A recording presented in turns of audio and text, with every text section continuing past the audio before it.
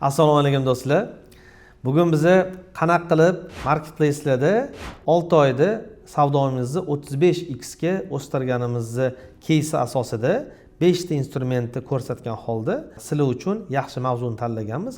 Hozirgi paytda marketplace, Uzum Market, Yandex Market, Maybazar va shunga o'xshagan boshqa marketplace'larda savdoingizni qanaqa qilib oshirishingiz mumkin va qanaqa strategiya tuzish kerak. Taniganlar bor, tanimaganlar bor. Meni ismim Sherzod Mirxajayev. Proecom ekotizimning asoschisiman. Oldingi yil marketplace'larda savdo qilib, umumiy $201 million savdoga erishdik va shu O'zbekistonda 2022-yilda Uzum Market ochilgan paytdan beri biz traditsion offline biznesdan online biznesga o'tib savdomizni qilib kelyapmiz. Bundan oldin o'zi 20 yildan oshiq tajribamiz bor. Tekstil sohasida Ideal Tekstil Produkt, Perfecto brendi, keyin Perfecto Tekstil Produkt va shunga o'xshagan ko'p korxonalarni boshqarib asoschisi bo'lib ishlab kelamiz. Hozirgi paytda umumiy olib qaraganda bizda 5% tekstil qolgan va 95% bu marketplace'larda savdo qilish va shuni atrofida ekotizim qilib Proecom ekosistemasini yuritib kelyapmiz. Qanaqa qilib biza 35x oshirdik savdoni. Misol uchun hozir mana ekranga qarasanglar bo'ladi. Biza bitta loyihamizni, kosmetik loyihamizni umumiy savdosini bizdan oldin 6 oy yurg'izilgan davrda, ya'ni sotuvchi o'zi harakat qilib marketplace'ga kirib, samochkalikda 6 oy yurg'izgan va shu paytda misol savdosini oyiga 11 million o'rtacha savdogacha chiqargan. Keyin har bitta kasb, har bitta sohani o'zini chumchuq so'yisi, qassob so'ysin degandagi ekspertlarga berishdi, topshirishdi, ya'ni bizning kompaniyaga va biz uni 6 oy ichida 1 yillik strategiya tuzib turib, kamida 1 yillik o'z strategiyani undan uzoq tutish kerak. Biz kamida 1 yilga tuzdik.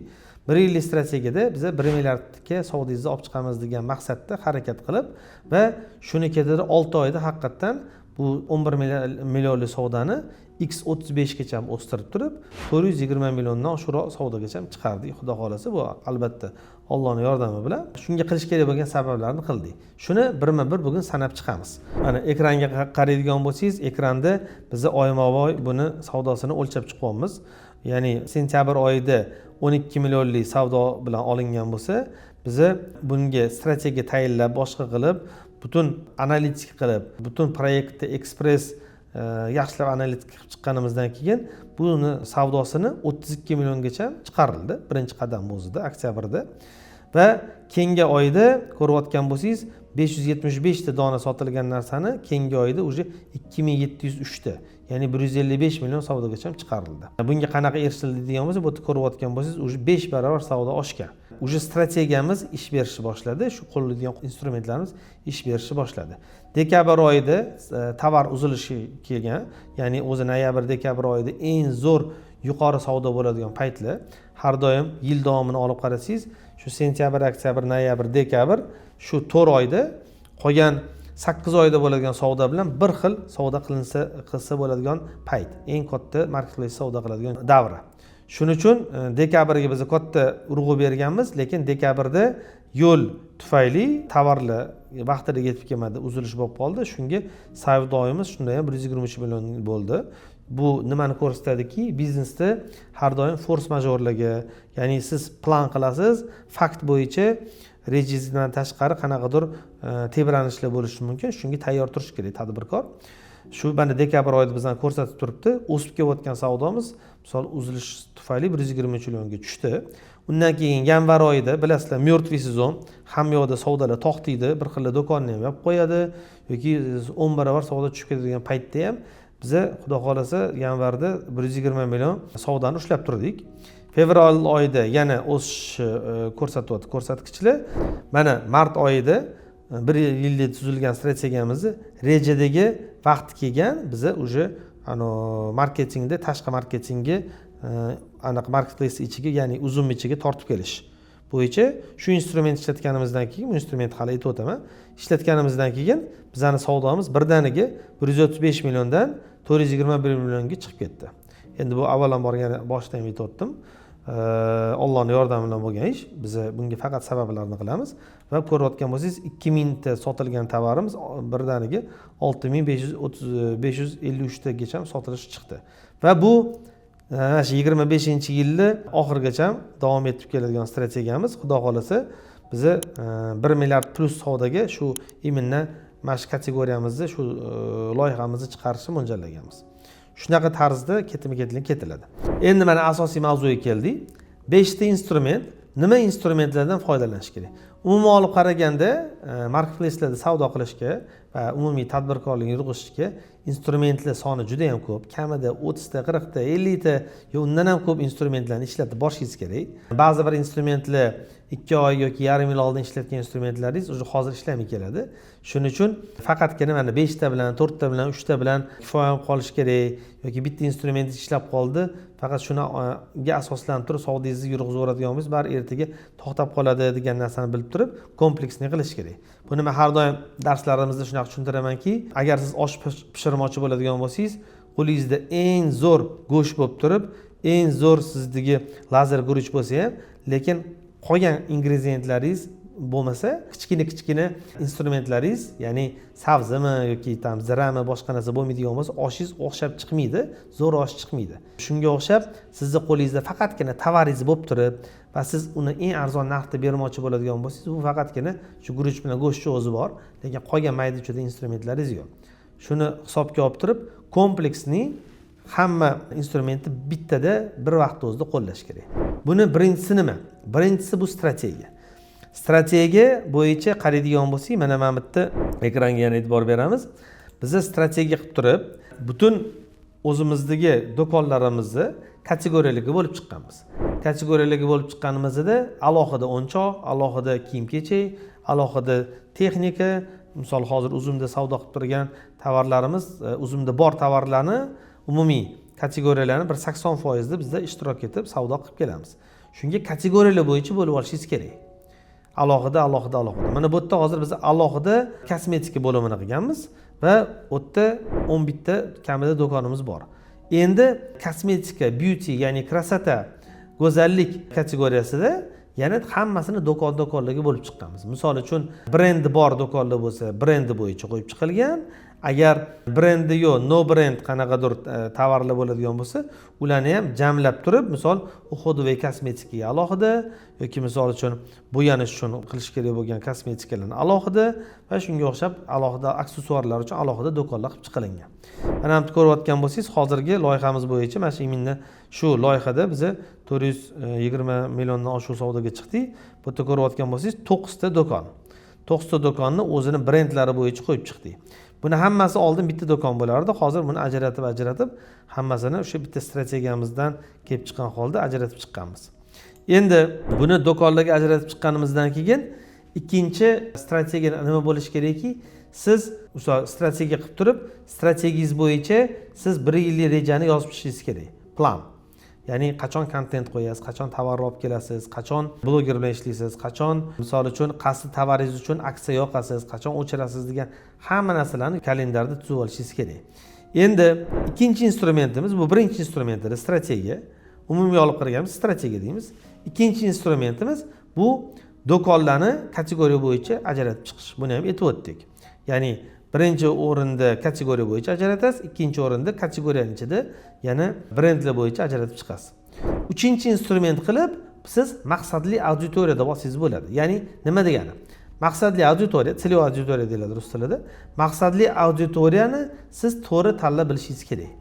Sotayotgan tovaringizni siz aniqlashingiz kerak. Kim uchun sotyapsiz? Buni xaridori kim? Misol uni daromadi qancha? U o'zi hayotda qanaqa tarzi bor, ya'ni mijozingizni portretini tuzishingiz kerak va aniq qilib, misol uchun mana biza shu har bitta brend uchun, mana shu kategoriyalarning ichida, kosmetikaning ichida har bitta brend uchun alohida maqsadli auditoriyasini bo'lib ajratib olganmiz. Bilamizki, misol uchun mana bu yerda Estel degan brendimiz bu o'rta va o'rtadan yuqoriroq daromadli aholiga mo'ljallangan. Ayol kishi o'zini hurmat qiladigan, yoshi o'rta 18 yoshdan boshlab turib 45-50 yoshgacha bo'lgan oralig'idagi ayol kishi va bu ayol o'zini tashqi ko'rinishini doimiy ushlab turish, konservatsiya qilish, qarichilikni oldini olish harakatlarini qilayotgan yo'ldagi ayol kishi deb tanlangan. Shuning uchun bu Estel brendi arzon emas, no effekti bor, foydasi bor bo'lgani uchun bu kategoriyaga mo'ljallangan. Endi shu maqsadli auditoriyaga biz mo'ljallab turib, hamma qilayotgan marketing reklamalarimizni ham, hamma qilayotgan dizaynlarimizni ham va ularga yozayotgan opisaniyalarni, ya'ni sharhlarni, kartochkalarni tuzayotganda hammasini shu maqsadli auditoriyada kelib chiqqan holda qilinadi. Farq nima deydigan bo'lsangiz, misol maqsadli auditoriyangiz sizniki arzon bo'ladigan bo'lsa yoki misol uchun daromadi o'rta va o'rtadan pastroq, unaqa alohida do'konimiz ham bor va u yerda birinchi o'rinda sifat emas, birinchi o'rinda narx rol o'ynaydi va u yerda bo'yanish uchun yoki misol uchun o'zini misol chiroyliroq, jozibaliroq ko'rsatadigan ayol kishiga mo'ljallangan tovarlar, lekin konservatsiya uchun emas, ya'ni uxud va kosmetika emas, o'zini saqlab turish uchun emas. Unaqa do'konimizga biz boshqacha yondoshamiz va boshqacha ham tovarni ham boshqacha olib kelamiz, ham o'tdagi marketing harakatlarimiz ham boshqa bo'ladi. Endi mana 4-instrumentga o'tadigan bo'lsak, hozir aytganimdek, shu maqsadli auditoriyadan kelib chiqqan holda kontentimizni tayyorlash.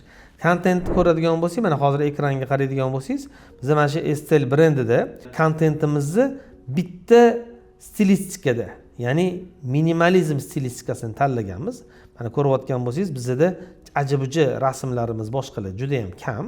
Hammasi minimalizm stilda va infografikalari ham minimalizm stilda qilingan. Ya'ni shu maqsadli auditoriyamiz shunaqa stilli podachani, ya'ni taklifni yaxshi qabul qiladi. Shuning uchun ko'rayotgan bo'lsangiz, bitta stilistikada ketyapti va ichidagi qadamlarimizni mana ko'rayotganimiz bu boshqa tovar, bu boshqa tovar, lekin stilistikasi bittada ketyapti. Bitta stilistikada ishlayapmiz. Ustida misol obloshkamiz ham boshqasi ham bitta stilda qo'llanilyapti. Mana ko'rinayotgan bo'lsa, bu tovar bilan pastdagi tovarimiz shunaqa bitta stilda qo'yilyapti yoki misol mana pastda rangi boshqa bo'lsa ham o'sha stilda ishlatilyapti. Mana bu stilistikasi, ya'ni bitta valnada ketyapti. Endi ichiga kiradigan bo'lsak, kartochkani ichiga kirganingizda ham stilistika o'zgarmaydi. Ya'ni berayotgan takliflarimiz har bitta rasmimizda, har bitta qadamimizda o'sha bitta stilda ketyapti. Keyin yana bitta shu yerda aytib o'tmoqchimanki, siz berayotgan ma'lumotlaringizni mana bu ko'rayotgan bo'lsangiz, mana bu stilda yozilyapti, minimalizmda berayotgan ma'lumotlaringiz lo'nda va qisqa bo'lishi kerak. Shtop sizni mijozlaringiz o'shani yetkazmoqchi bo'lgan ma'lumotlaringizni misol bittada o'qib oladigan darajada. Mana keyingi rasmni ham ko'radigan bo'lsangiz, faqatgina o'sha ichidagi bizni xususiyatlarini ochib ko'rsatganimiz bo'ldi. Kerakli odam uni o'qib oladi. Endi boshqa kategoriyadagi auditoriya uchun, maqsadli auditoriyamiz uchun boshqachasiga yondoshilib kelinadi. Masalan, mana bu Lekato brendini olib qaraydigan bo'lsangiz, Lekatoniki umuman boshqacha stilda ketyapti. Bu yerda fonlari hammasi o'sha rangli, har bitta tovar turiga qarab turib, bu yerda yana orqasiga rang qo'yilyapti va bu ana o'rta va o'rtadan yoshroq kategoriyadagi odamlarga mo'ljallangan. Shuning uchun bir qanaqadir kayfiyat beradigan ranglarda, yorqin ranglarda ishlatilyapti. Mana ko'rayotgan bo'lsangiz, yosh jihatidan ham misol bu kategoriya mijozlarimiz 18 dan boshlab turib taxminan bir 35 largacha mo'ljallangan insonlar. Ya'ni yana bitta qisqa aytaman, bu biza yagona brendni o'zimizni, ya'ni brend stilida o'zimiz tovarimizni sotish. 5-chi asosiy shu savdomizni oshirib olgan instrument hali aytganimdek, bu blogerlar bilan ishlash. Ya'ni biza tashqi targetdan, ya'ni boshqa har xil reklamalardan tashqari blogerlar bilan ishlashda biza nima qildikki, katta budjetni, misol uchun qo'pol qilib aytgan Munisa Rizayevaga bir artistga kimdirga misol minglab dollar bermasdan kichkina blogerchalar bilan, mini blogerlar bilan kim auditoriyasi 2000 ta, 3000 ta, 4000 ta, 5000 ta, balki 10 tagacha bo'lgan auditoriyasi bor blogerlarga biza kichkina budjet bilan yoki barter bilan o'zimiz tovarimizni berib turib yoki misol uchun kichkina summa bilan ulardan reklamasini sotib oldik va o'shanga biz keyin target ham yoqdik. Lekin ularning auditoriyasi, ularning ham haqiqatan o'sha o'ziga yetarli maqsadli auditoriya bo'lgani uchun ularning auditoriyasi issiq, ya'ni ularning gapiga kiradi. Shuning uchun ham 4 ta, 5 ta blogerlar, 6 ta blogerlar balkim shular bilan ishlab turib, bittasinigida 170 mingtadan ko'p prosmotr bo'lgan, qolganiki 5000 ta, 10 ming ta shunga o'xshagan prosmotrlar bo'lgan. No shuni ketidan biza birdaniga 2000 ta sotilgan dona tovarimizni birdaniga 6000 tadan ko'p sotishni boshladik. Ya'ni bitta katta blogerga beradigan pulga biz 5-10 ta blogerga sochib turib, shuni ham reklamasini qilishga harakatini qildik. Lekin bu yerda siz u blogerlarga o'zingiz tez berishingiz kerak. Ya'ni o'sha maqsadli auditoriyangizga qanaqa qilib yetib borish uchun tezini berishingiz kerak. Xo'p, umumiy olib qaraganda hozir bizani mana shu 420 million bitta kategoriya tovarimizni savdosini ko'targanimiz, ya'ni 35x da 6 oyda undan oldin 11 million bo'lib turgan 6 oy davomida savdosini biz olib turib, misol uni 35 millionga, ya'ni 35x ga o'stirib 420 milliondan oshiq savdoga chiqarish, ichidagi ishlatilgan instrumentlardan bor yo'q 5 tasini aytib o'tdik. Agar siz o'zingizga bitta bo'lsa ham yaxshi foydali ma'lumot olgan bo'lsangiz, like bosib qo'yish esdan chiqmasin va umumiy marketplace'lar algoritmi bo'lgandaki, YouTube algoritmi shunaqa ishlaydiki, qanchalik siz do'stingizga yuborib qo'yadigan bo'lsangiz, shunchalik bu video tepaga ko'tarilishni boshlaydi. Shunga 2-3 ta do'stingizga yuborib qo'yadigan bo'lsangiz, ularga ham foyda bo'ladi, bizga ham bu motivatsiya bo'ladiki, keyingi yana shunaqa foydali videolarni chiqarishga va obuna bo'lib qo'yish esdan chiqmasa, birma-bir bundan buyog'iga bizni marketplace'lar bo'yicha har xil instrumentlarni kontent sifatida roliklar qilib chiqarib turamiz. Hammaga rahmat kattakon, sog'liklarga Alloh baraka bersin.